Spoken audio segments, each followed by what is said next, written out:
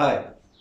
आज के वीडियो में हम ऑटोक्लेव के अंदर मैक्सिमम लोड और मिनिमम लोड क्यों चाहिए उसके बारे में बात करेंगे। इस वीडियो में मैं 4-5 चीज़ें कवर करूंगा, तो आप पूरा वीडियो देखना। सबसे पहले तो ये बताऊंगा कि मिनिमम और मैक्सिमम लोड क्यों चाहिए। दूसरा हम ये डिस्कस करेंगे कि रेगुलेटरी रिक्वायरमेंट है कि नहीं है। तीसरा हम ये डिस्कस करेंगे इसके क्या बेनिफिट्स है। और चौथा ये डिस्कस करेंगे कि ये हमको कैसे हेल्पफुल है, हमको कैसे इमरजेंसी सिचुएशन में इसकी ज़रूरत पड़ सकती है। तो सबसे पहले तो चलो स्टार्ट करते हैं कि मिनिमम और मैक्सिमम लोड क्यों चाहिए। उसको बात करने से पहले लोड पैटर्न कितने तरह के होते हैं उसके बारे में बात करेंगे। लोड पैटर्न होता है मिनिमम लोड, मैक्सिमम लोड, एक होता है कि फिक्स्ड लोड। तो क्या डिफरेंस है? ऐसा देखा जाए तो डिफरेंस कुछ भी नहीं है। फिक्स्ड लोड में क्या होता है कि अगर आपका लोड में कुल मिला के 37 आइटम से 37 आइटम है, तो अगर आपने फिक्स्ड लोड क्वालिफाई किया है तो जब भी आपको ऑटोक्लेव चलाना है, अगर आपका फिक्स्ड लोड और ऑटोक्लेव चलाना है तो आपको सारी की सारी 37 आइटम 37 आइटम आपको उसमें रखनी पड़ेगी। अगर आपको एक चीज की जरूरत है या आपको 10 चीज की जरूरत है या आपको 37 की 37 आइटम्स की जरूरत है, आपको हर बार 37 आइटम रखनी पड़ेगी। इससे प्रॉब्लम क्या है कि अगर आपको कुछ छोटी मोटी चीज भी चाहिए, जरूरत पड़ी, तो आपको पूरा का पूरा लोड लेना पड़ेगा।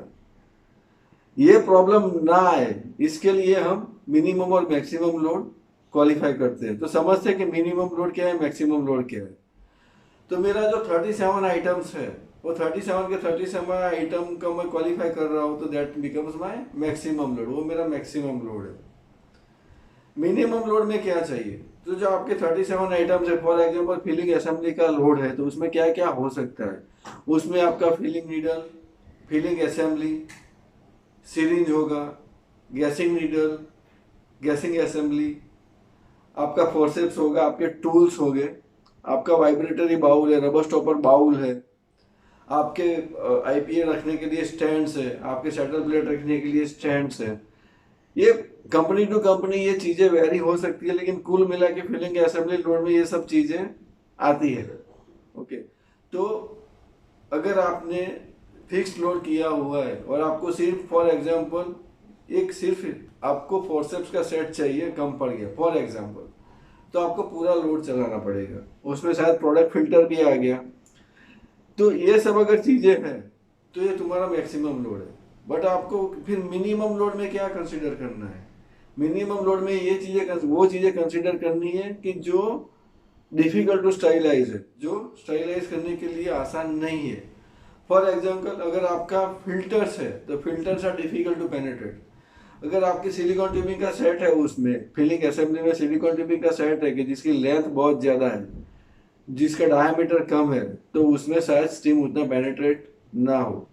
तो ऐसी जो चीजें होती है जो डिफिकल्ट टू पेनिट्रेट होती है in terms of steam steriliser. अगर आपका फोर्सेप का सेट है कि जिसको आपने डबल रैप किया हुआ है टाइवेक पेपर से, तो डबल रैपिंग की वजह से वो डिफिकल्ट टू स्टाइलाइज है। तो अगर ऐसी ऐसी चीजें जो है उसमें से आपको 4-5 ऐसी चीजें आइडेंटिफाई करनी है कि जो डिफिकल्ट टू स्टाइलाइज है, तो ये चीजों को मिला के आपका होता है मिनिमम लोड।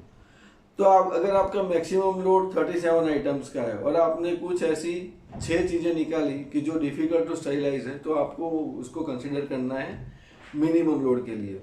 तो अगर इस हिसाब से आपने क्वालिफाई किया कि 37 items maximum load, 6 items minimum load, तो फिर आप रूटीन में इन दोनों के बीच में आप कुछ भी रख सकते हो। मिनिमम आपको 6 चीजें रखनी है, मैक्सिमम आपका 37 आइटम्स है। इन बिटवीन आपको कुछ भी चाहिए तो आप वो चीजें आप रख सकते हो। तो जैसे इसका फायदा क्या है?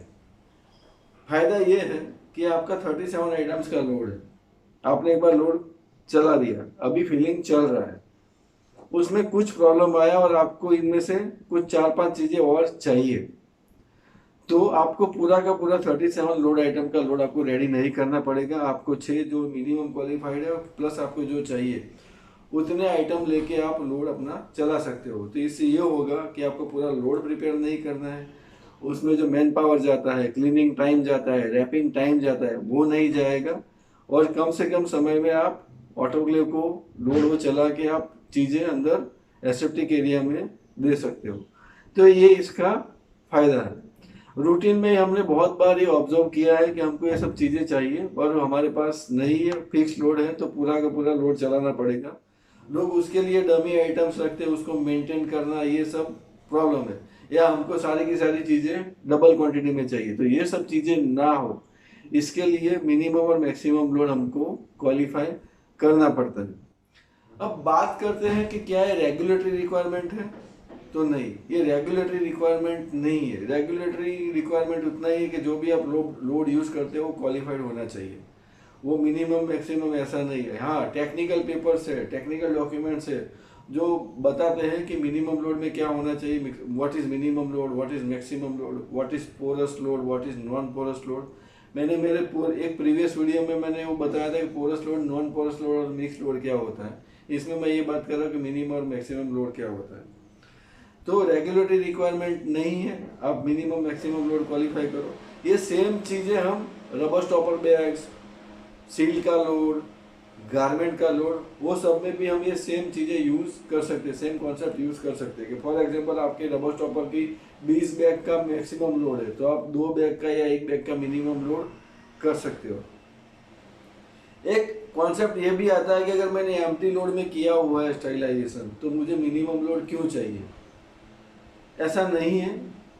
एम्प्टी चैम्बर डिस्ट्रीब्यूशन करते हैं उसका पर्पस अलग है, उसका स्टीम डिस्ट्रीब्यूशन का पर्पस है, पेनिट्रेशन का पर्पस नहीं है। लेकिन अगर आप मिनिमम लोड करते हो तो उस मिनिमम लोड के अंदर पेनिट्रेशन में टेम्परेचर आ रहा है कि नहीं आ रहा है वो आपको पता नहीं चलेगा एम्प्टी लोड के बेसिस पे। इसके लिए आपको मिनिमम लोड क्वालिफाई करना जरूरी है।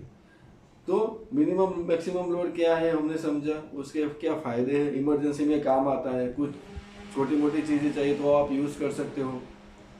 दूसरा, रेगुलेटरी रिक्वायरमेंट नहीं है, वो हमारा खुद का नीड है।